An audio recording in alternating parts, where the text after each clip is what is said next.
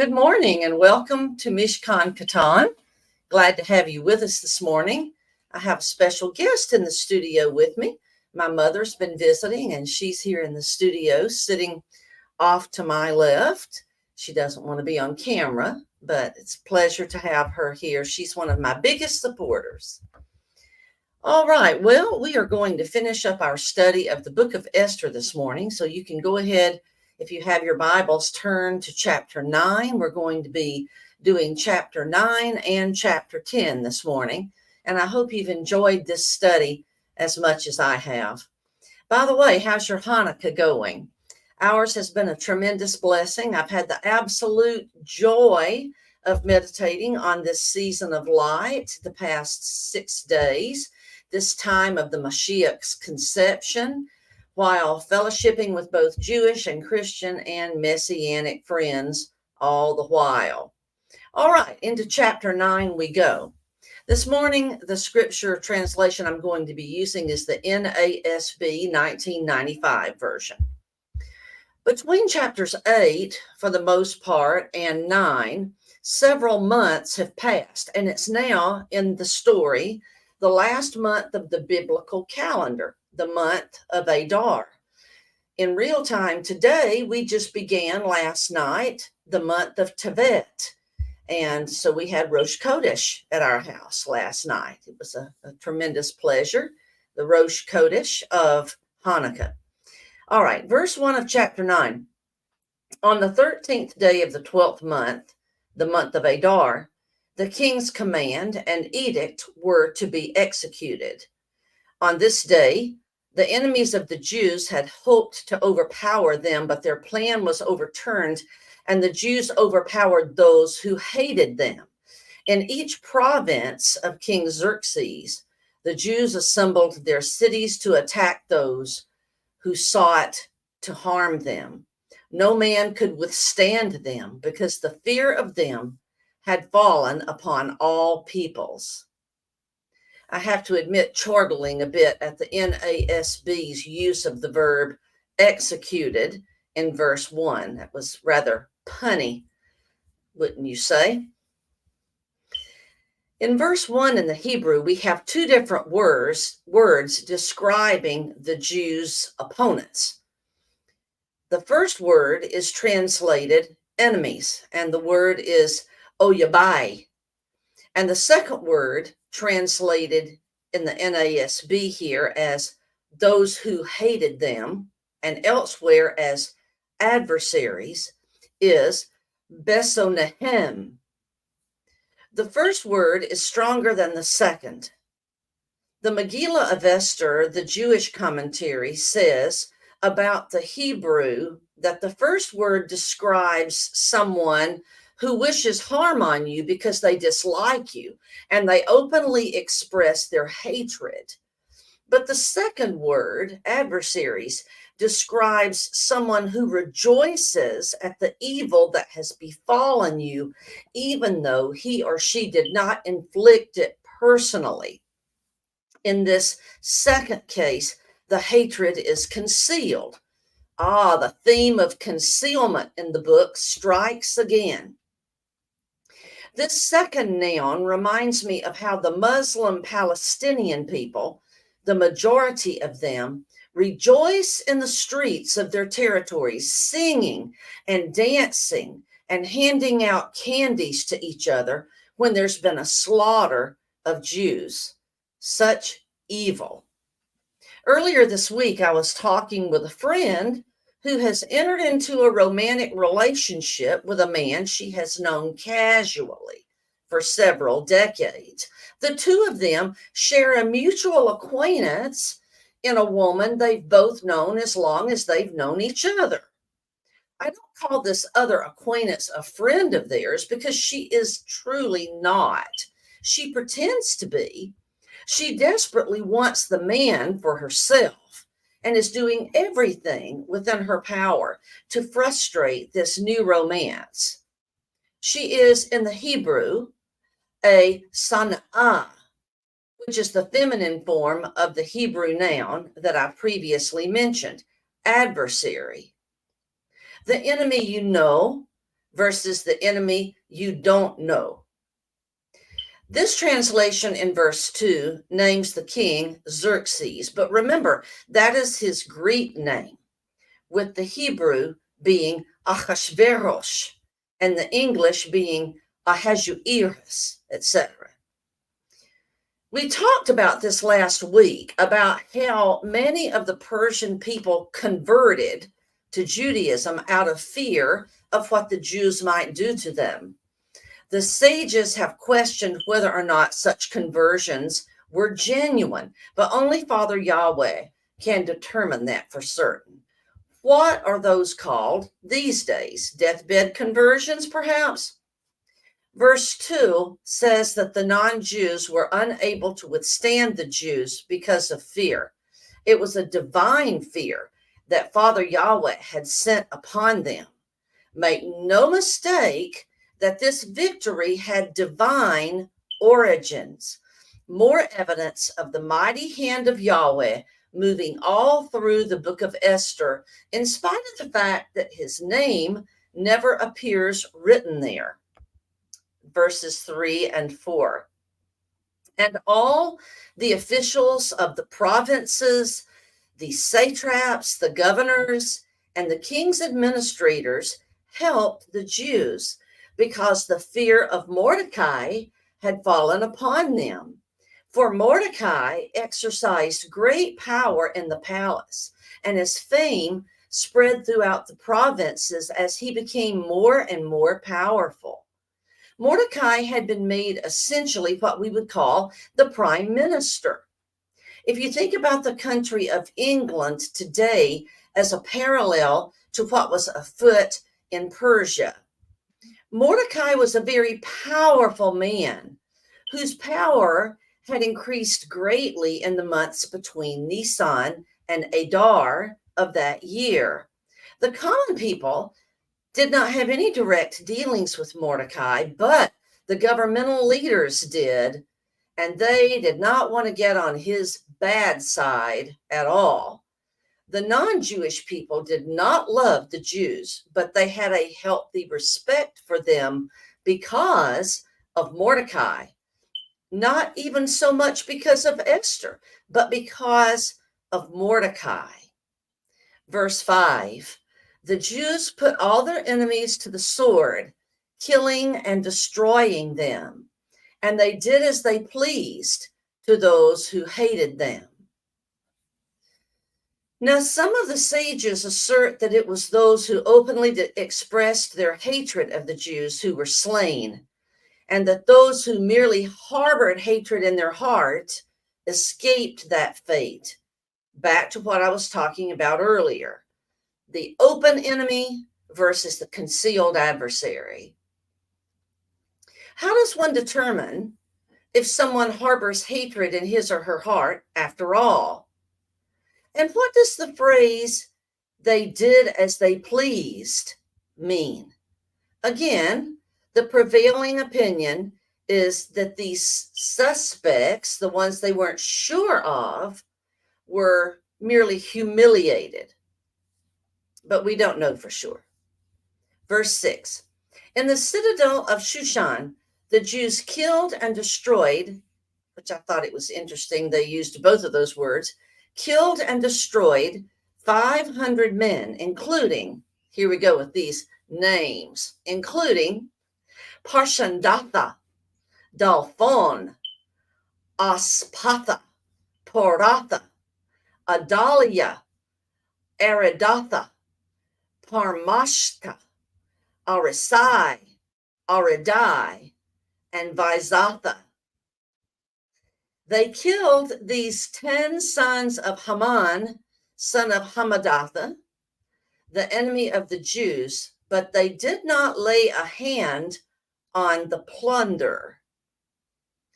Now, Susa is another name for Shushan, which was the capital city of the Persian Empire.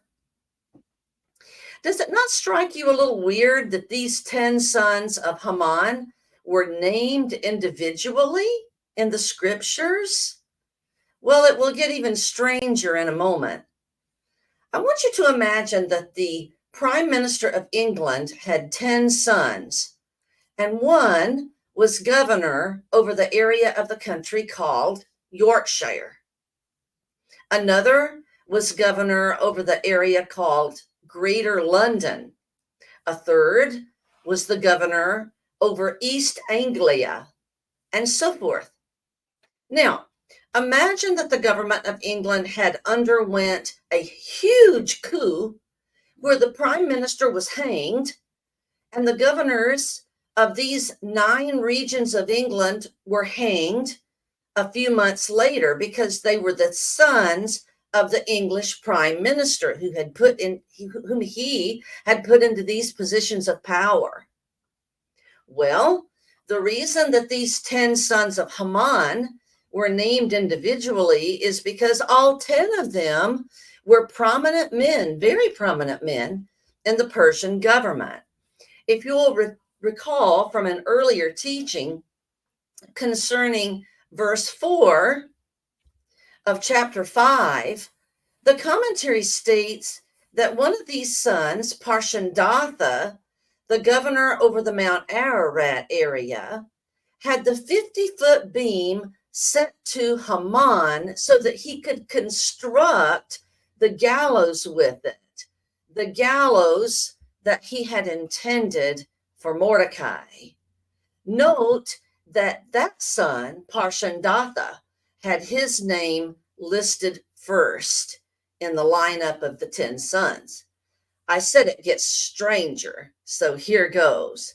If you look at the actual Hebrew scrolls for this passage, and you see how the scribes penned these verses, it's very visually expressive. And I'm going to try and draw you a picture here. When I film live like this, I'm sitting practically in the dark. So in rooting around to find something, it's quite the experience because I'm rooting around looking for a Sharpie in the dark. I should have done this before we got started. Okay. All right. Here we go. You know, I'm not really good at drawing pictures, but I'm going to do the best I can. All right. Now, first of all, I want you to envision what a tent peg looks like. Okay. A tent peg. It looks something like this. Right? Right? Okay. It also looks a little bit like what? A gallows. Right? Interestingly, the 6th letter of the Hebrew alphabet looks exactly like this. The letter is called the Vav, or some pronounce it as Wa. It's often attached to the beginning of another Hebrew word. And when that happens, the letter is translated as our English word, and. It's a connecting word, like a tent peg connects the tent to the ground. Now, if you look at the illustration of what this looks like in the Hebrew, and I'm going to show you this in a book, but if you were actually looking at a Hebrew scroll of this passage, it would look something like this. Let me get to it here.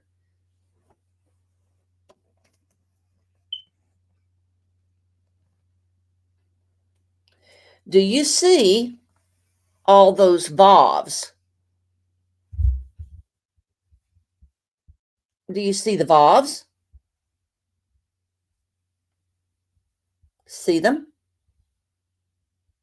What you're seeing there is the Hebrew Vav connected to the word 8 that follows it. The 8, the 8, the 8, the 8. And after the 8 appears the name of one of Haman's sons. Now, the scribes were giving us a visual The scribes were giving us a visual of each son hanging from his very own vav. Isn't that extraordinary? Now, the very end of this verse contains some very important information.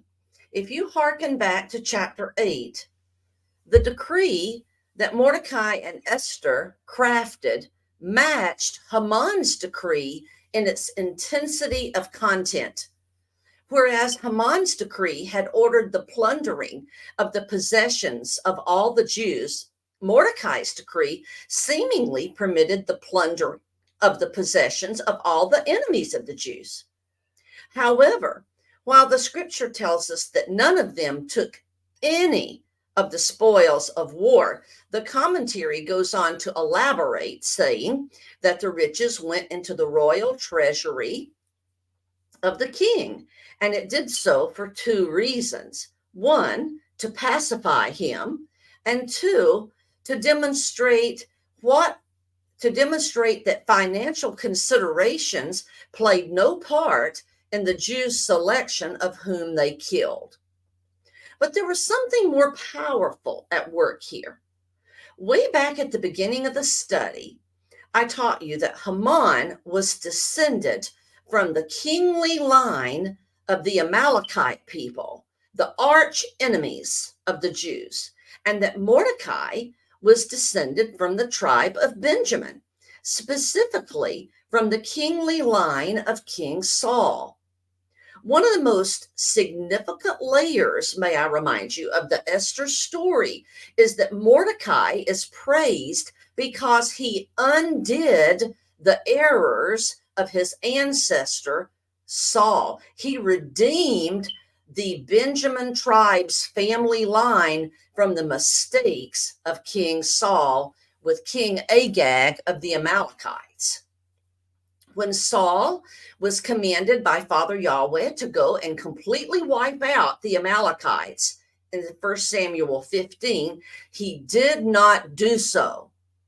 Father Yah had also told Samuel to allow his soldiers to take no spoils from that battle. But what did Saul do? In his subpar leadership, he spared King Agag, who afterwards sired a son before Samuel had an opportunity to slay him, to slay King Agag. And the sages say that it was that baby son who became the ancestor of Haman. Furthermore, Saul allowed the people to take spoils of war. Had Saul fully obeyed God instead of thinking he knew better than God, the story of Esther may never have happened at all. This undoing by Mordecai remedied the sin of Israel's first king. That sin was atoned for. How difficult it must have been for poor Jews to restrain themselves from the lure of those riches. But they honored God in their victory over their enemies because they recognized what a miracle it was. Since that time, the Jewish people have had a heart for the poor and generously given matanot, la evyanim. That means gifts to the poor. So all is well, yes? No, not quite. Look at verse 11. On that day, the number of those killed in the citadel of Susa was reported to the king. Sometimes the early bird gets the worm. Have you ever known anyone who loves to share a juicy bit of news with others and be the first to do it? Why is that? Well, for the recognition of it, for one thing, but also because if you are the first to share a bit of news, you can frame it to your own liking, can't you? Shades of meaning are powerful. I'll give you an example from my earlier anecdote about my friend with the new beau and that other woman who's an adversary. Last weekend, my friend had a party for a loved one who was having one of those big birthdays, one of those that ends in zero.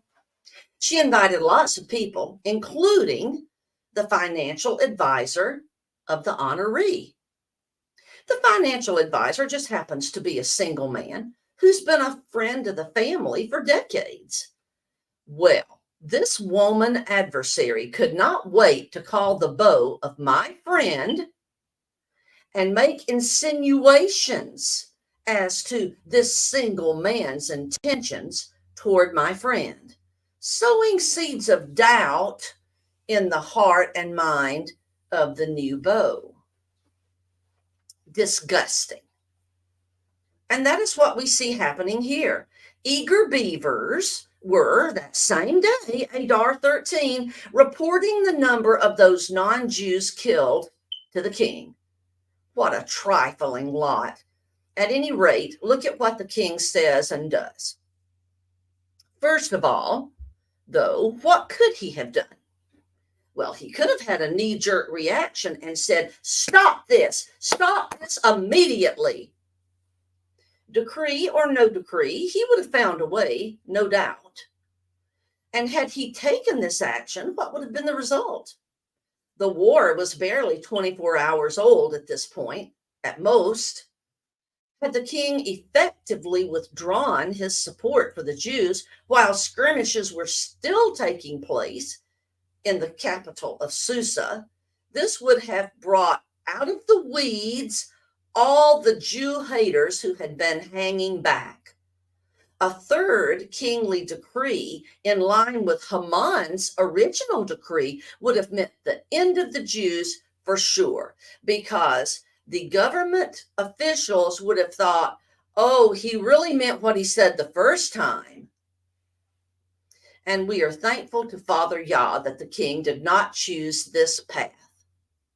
Instead, and I hear Ricky Ricardo in my head hollering, Lucy! The king reached out to the queen and shared the news with her. Verse 12. Who said to Queen Esther, now who refers to the king, who said to Queen Esther, in the citadel of Susa, the Jews have killed and destroyed, there's that killed and destroyed again, 500 men, including Haman's 10 sons. What have they done in the rest of the royal provinces? Now, what is your petition?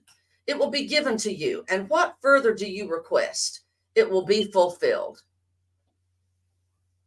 I don't know if you picked up on this or not, but the king's former promises to give Esther up to half his kingdom are not present in this verse.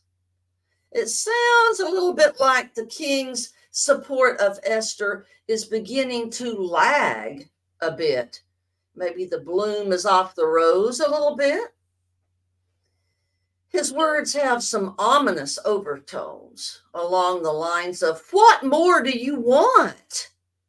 Not only have the Jews killed 500 men that they've killed and destroyed, but furthermore, what could be happening in the other 126 provinces of my vast kingdom? I believe he asked these questions believing that she would just acquiesce and allow him to put an end to this ethnic war. He did not need her permission, but to his credit, he did ask for it. He knew this was her fight.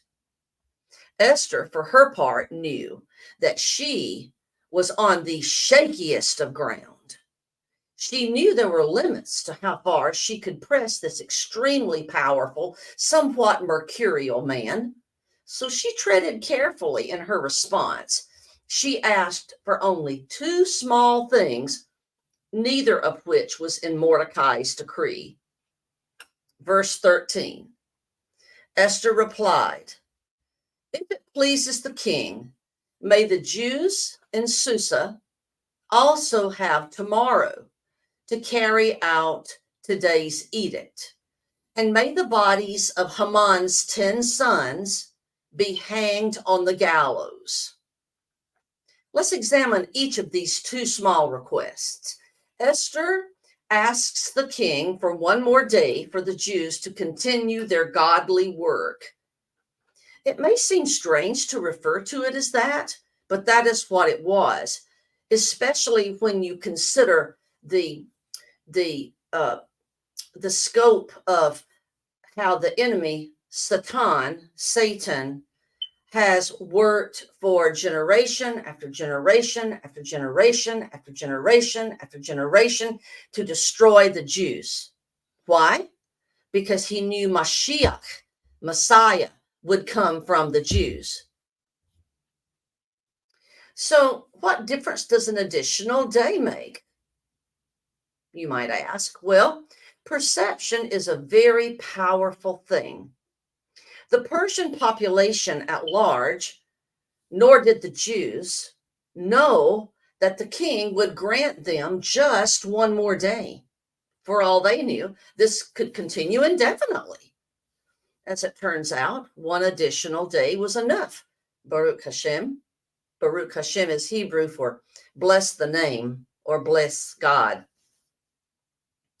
The second thing Esther requested was that the bodies of Haman's 10 dead sons be hanged on gallows.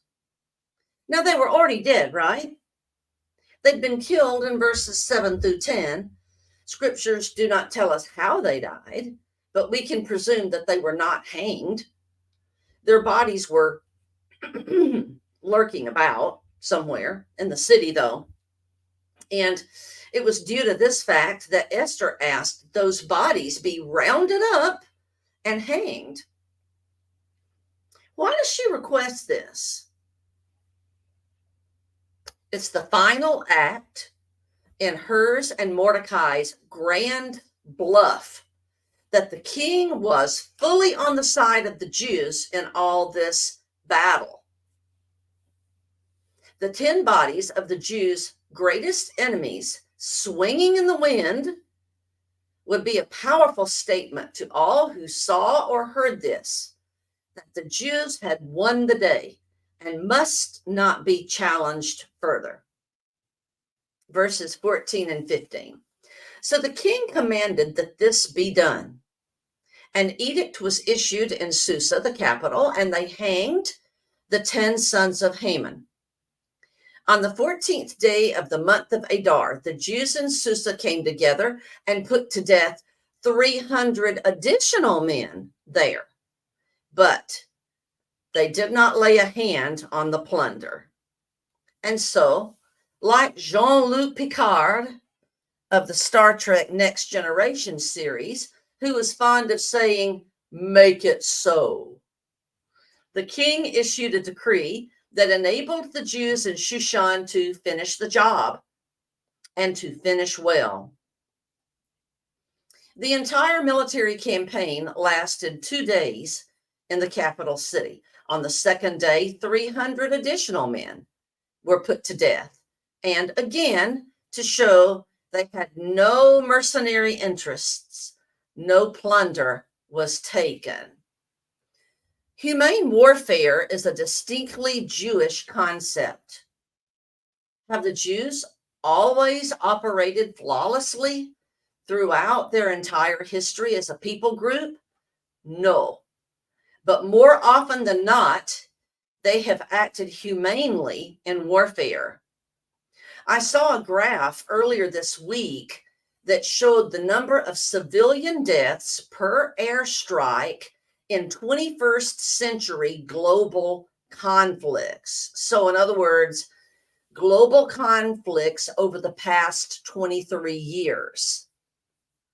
The global average was 4.5 deaths per airstrike, roughly a family per airstrike.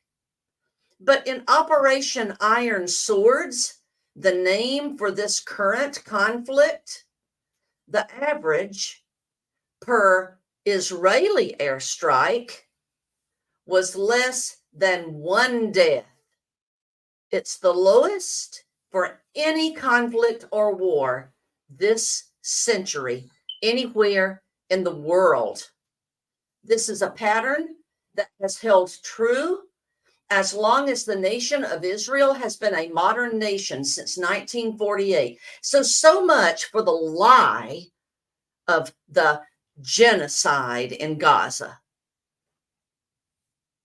Speaking of iron swords, there was a dramatic archaeological find earlier this year in a cave in the Judean desert. 4 ancient, well-preserved swords, formerly belonging to Jewish rebels during the Jewish wars of the 1st century Common Era, were discovered when an archaeologist stuck his hand into a hole in a hidden chamber of a cave. Wow, what about that? If the next time I'm able to be in Israel, I may see these on display at the Israeli Museum, which is the most famous museum in Israel. It's located in Jerusalem. Verses 16 through 19 tell us what happened outside Shushan and the capital in the further out provinces. In those areas, the battle was finished on the 13th of Adar. It did not take an extra day in those regions like it did in the capital city. Verses 16 through 19 say this. Now the rest of the Jews who were in the king's provinces assembled to defend their lives and rid themselves of their enemies, and to kill 75,000 of those who hated them. But they did not lay their hands on the plunder. This was done on the 13th day of the month Adar, and on the 14th day they rested and made it a day of feasting and rejoicing. But the Jews who were in Susa assembled on the 13th and the 14th of the same month, and they rested on the 15th day and made it a day of feasting and rejoicing. I guess I had never read these verses very carefully, or I knew very little about the festival we call Purim. I have not wondered why in the modern era it's celebrated on the 14th and 15th of Adar across the world, a 2-day festival. But the preceding verses explain this quite well. On Adar 14, while the outer provinces were celebrating their victory over 75,000 enemies, the Jews of the capital city of Shushan, Susa, were still fighting. The city-dwelling Jews did not cease from fighting and start their celebrating until the 15th. Therefore, Purim is always marked on either the 14th or the 15th of Adar for this reason.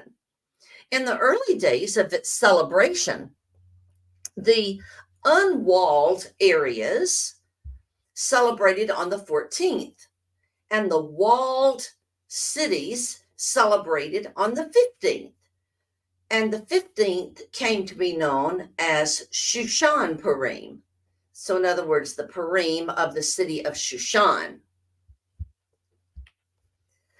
Of course, a complicating factor was and is that it's difficult to determine which areas were walled cities in the days of Joshua, a rabbinical standard that was adopted after the first few years passed. So for all practical purposes, Purim is these days celebrated on the 14th by observant Jews and observant followers of Yeshua, except for Jerusalem, which celebrates on the 15th because Jerusalem was awarded special status. Several other ancient cities in Israel celebrate on both the 14th and the 15th. We don't have to wonder how the Esther story was commemorated. It's made plain for us in verse 19, which says that this moed, that's Hebrew for special appointed time, was an occasion of gladness, feasting, festival, and for sending delicacies to one another, as it says in the JPS Tanakh version. And that's much how it's celebrated today. And you would think that this would be the place where the curtain would come down, would you not? And a huge "The End" sign would drop down from the ceiling, much as decades ago occurred at the end of the Looney Tunes cartoons, right? I'm dating myself now. Except that is not what happens, is it? The Megillah, the story, seems to meander along some more for another 12 to 15 verses, telling us in large part what we think we already know about the queen you thought you knew. Why is that? In the time we have left, let's go through the remaining verses in a pretty straightforward manner with a minimum of commentary from me. And then I want to end today's session by showing you another example of what Rabbi David Foreman calls parallel texts that you may find a little astounding. Nes Gadol Hayasham, a great miracle happened there. But first, indulge me a little segue. Ever played the dreidel game? A dreidel is a square spinning top with a Hebrew letter on each of the four sides. Outside of Israel, outside the country, the four letters are Nun, Gimel, Hey, and Shin. These are the beginning letters of the four-word Hebrew phrase Nes Gadol Hadiyah Sham, which again means a great miracle happened there. In Israel, though, where the miracle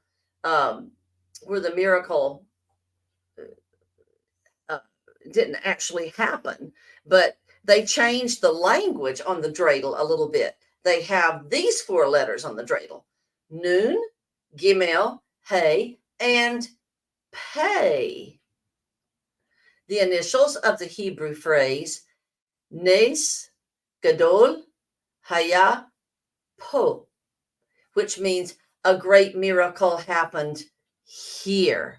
And has not the land of Israel been the recipient of many, many of Father Yahweh's miracles, including the miracle of the birth of his son, Yeshua?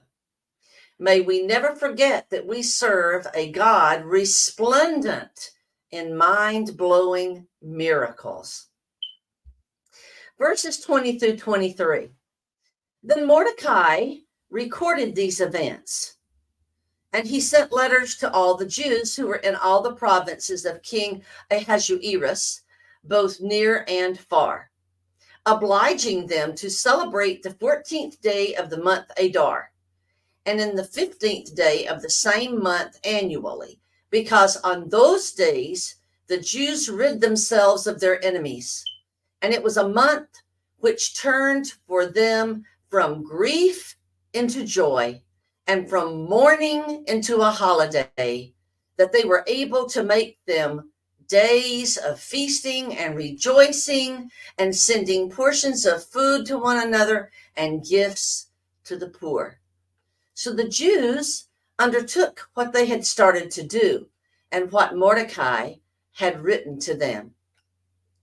The gist here is that Mordecai made sure that these events were recorded for posterity, as well as making sure that all Jews, even up to and through the time of the Mashiach, would celebrate Purim. I don't think it's possible for most of us to grasp truly the significance of what these Jews felt. If you or I have never felt a national deliverance this extreme, it's hard for us to relate fully to this level of celebration that these Yehudim, these Jews of Persia, experienced. Today, in the war called Iron Swords, the very existence of the nation of Israel is being threatened in very real ways. Once Israel wins this war, and make no mistake, she will, Jewish citizens today in Israel, as well as those Arab Christians, Protestant Christians, all those citizens on Israel's side of this horrible war, will celebrate in a fashion reminiscent of Purim. Even the wholesale deliverance of his people, though, may not have been the entire reason Mordecai and Esther wanted these events to be celebrated annually down through the ages. The question we need to ask and ruminate on for a bit is this: what else could have been motivating Mordecai to enshrine Purim in such a way? While you think on that, verses 24 through 28 are plopped down here in the text to remind us why the holiday began to be called Purim. Verses 24 through 28. For Haman, the son of Hammedatha, the Agagite, the Amalekite, the adversary of all the Jews, had schemed against the Jews to eliminate them and had cast Pur, that is, the lot, to disturb them and eliminate them. But when it came to the king's attention, he commanded by letter that his wicked scheme, which he had devised against the Jews, was to return on his own head, and that he and his sons were to be hanged on the wooden gallows. Therefore, they called these days Purim, after the name of Pur. And because of the instructions in this letter, both what they had seen in this regard and what had happened to them, the Jews established and made a custom for themselves, their descendants, and for all who allied themselves with the Jews, so that they would not fail to celebrate these days according to their regulation and according to their appointed time annually.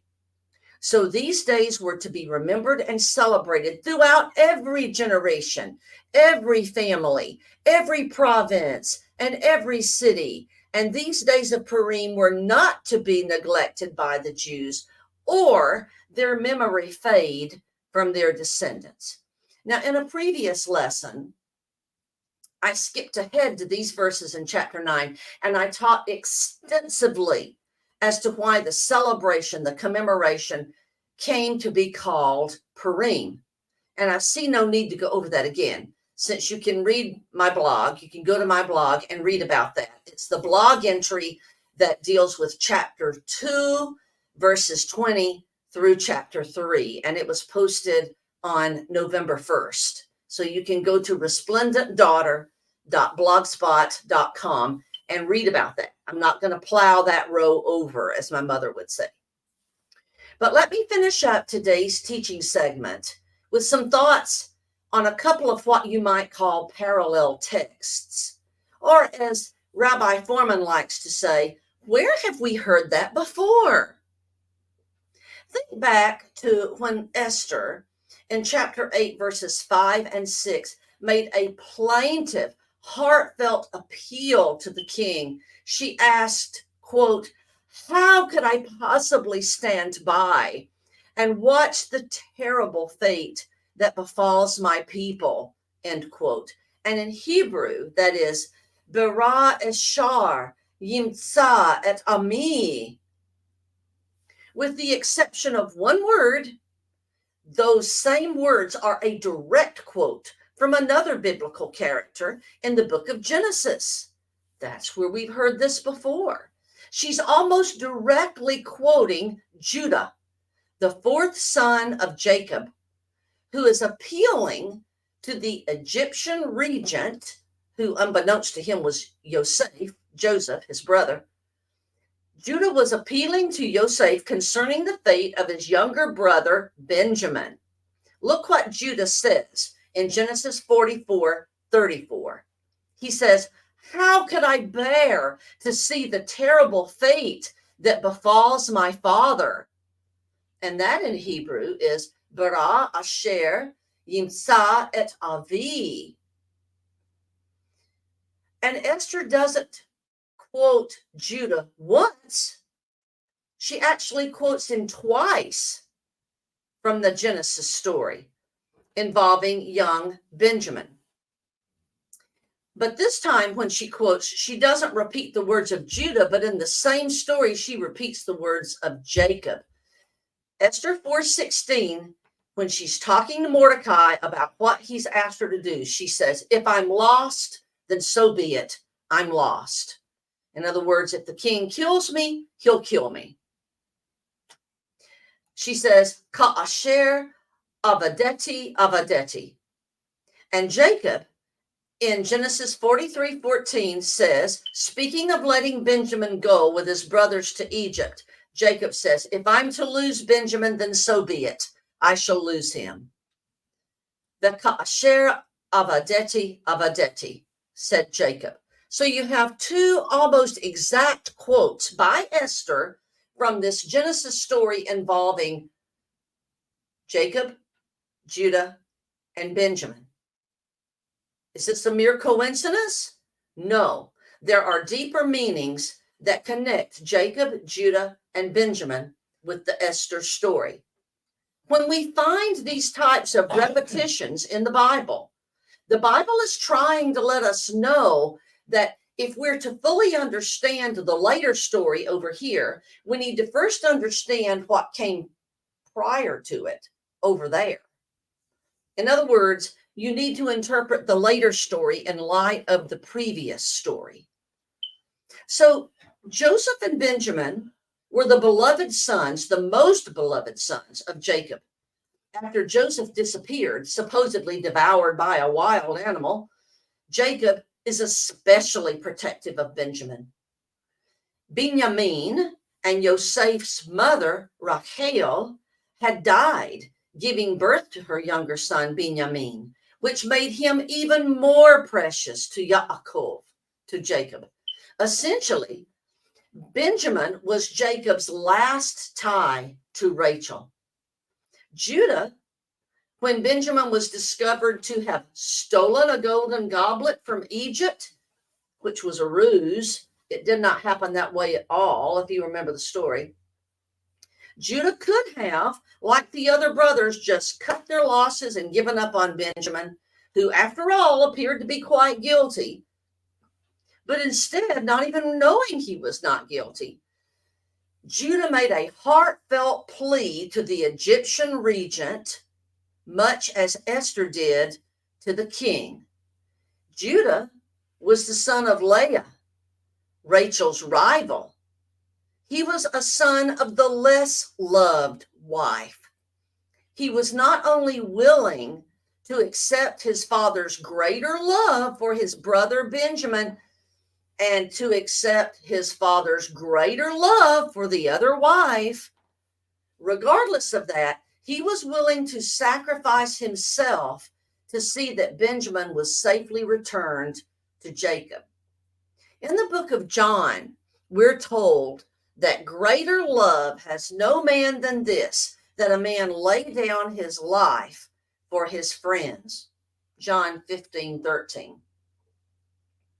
In this sacrificial act, Judah is foreshadowing the sacrificial love of his descendant, Yeshua HaMashiach, Jesus the Messiah, who did indeed lay down his life for his friends. Judah offering himself in the place of Benjamin.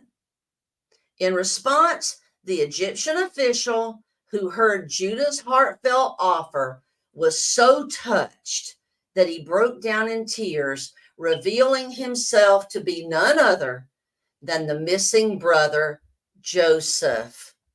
And as the family of Jacob grew down through the centuries, each of the tribes developed its own identity, its own characteristics, its own tribal loyalty. But without Judah's sacrificial offer and heartfelt plea, there might not have been a tribe of Benjamin. Now return to Esther and Mordecai, and you will understand why Esther was quoting from Genesis 43 and 44. Esther and Mordecai were from which tribe? Descendants from which of Jacob's sons? Yes, they were B'nai Yemeni, children of Benjamin, members of the tribe of Benjamin. And it was through Mordecai and Esther that the tribe of Benjamin's debt to the tribe of Judah was repaid centuries later. It was the tribes of Judah and Benjamin who were hauled away to Babylon, who were then taken over by Persia. It was those two tribes, Judah and Benjamin, which made up the nation of Judea, the Jews. To quote Rabbi Foreman, quote, Judah's healing words once again find an echo. Esther risks all for the children of Leah, and Judah's heroic act is knowingly reciprocated. The long arc of a circle has finally been closed. End quote. Chapter 9 closes with these words. Then Queen Esther, daughter of Abihail, with Mordecai the Jew, wrote with full authority to confirm this second letter about Purim. He sent letters to all the Jews, to the 127 provinces of the kingdom of Ahasuerus, namely words of peace and truth, to establish these days of Purim at their appointed times, just as Mordecai the Jew and Queen Esther had established for them, and just as they had established for themselves and for their descendants, with instructions for their times of fasting and their mourning. The command of Esther established these customs for Purim, and it was written in the book. Note that we are told Mordecai in his letters wrote words of peace and truth, more healing words. When did the schism between the sons of Leah and the sons of Rachel begin? It began when Jacob made Joseph his favorite son of Rachel, made him his deputy to his other brothers, the children of Leah.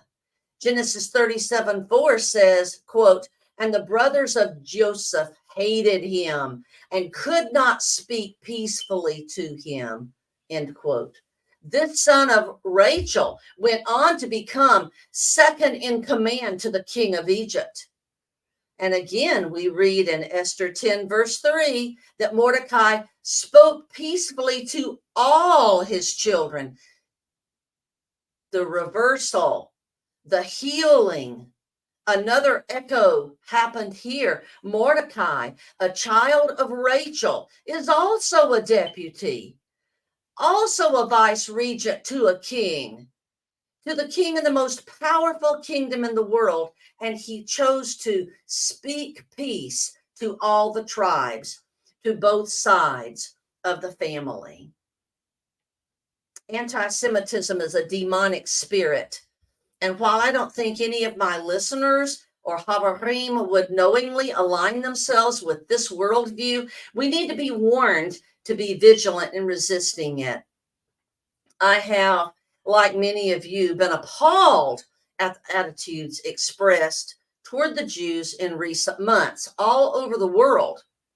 Similarly, today, we have two sides of the bride of the family when it comes to Messianics and Christians. Both worship Father Yahweh and his Mashiach, his son, the Savior, Yeshua, Jesus, but we don't always speak healing words about or to each other, because the church does not do everything according to Torah, because the church has been tainted by corruption and paganism that has crept in via the Greek way of life and the church fathers, some Messianics revile Christians, refusing to even claim the name that brands one as a follower of Yeshua. For their part, Christians tend to be afraid of Messianics for a variety of reasons, but chiefly because Christians fear that Messianics have reverted to a works-based, law-central salvation, which diminishes or downplays the preeminence of Messiah, Yeshua, as Rabbi Shaul says it. May we be Mordecais in our present age. One day, our Mashiach, Yeshua, will rule and reign with his bride, and we will be one faith, one people. The things that each side has gotten wrong, and yes, error can be found on both sides of the family, these errors will fall away. Our theology will be perfect, and we will all be united in him. As we keep that goal in mind, may we speak peace to all his children. I want to close today with verse 3 from chapter 10. It says, "For Mordecai the Jew was second only to King Ahasuerus and great among the Jews, and in favor with his many fellow people. For he worked for the good of his people and spoke for the welfare and peace of his whole nation." In so doing, in our speaking peace to all Father Yah's children, we will honor Esther's and Mordecai's legacy, living out the lessons we learned from the book that bears her name. Amen. Well, I hope this study of Esther has been a blessing to you. As we close today, let me share that I hope to next week have a special guest on Mishkan Katan, one of my very favorite rabbis, Rabbi Andrew Gabriel Roth. I'm working out the details of that today, and you may see some announcements about that on the Lamb Messianic Network. I'm hoping to partner with Stephanie Pavlantos, and we're going to share him on our individual programs, hopefully next week. So look for that. And with those words of excitement, as we leave the Hanukkah season, and we've got 2 more nights of joyous, glorious Hanukkah, and then we move into the Christmas season. And as we look forward to that, I celebrate both. The way I look at it is, the Jews, they long for Messiah to come, but yet we know as Messianics that he has come. Why do we not celebrate his birthday even more? And yes, I know, I don't believe he came in December, but still, I think his birth is a big deal. So we'll be celebrating Christmas in my household, just as we celebrated Hanukkah. And you do as the Spirit leads on your heart. But until next time, Shalom, shalom, lahitraot.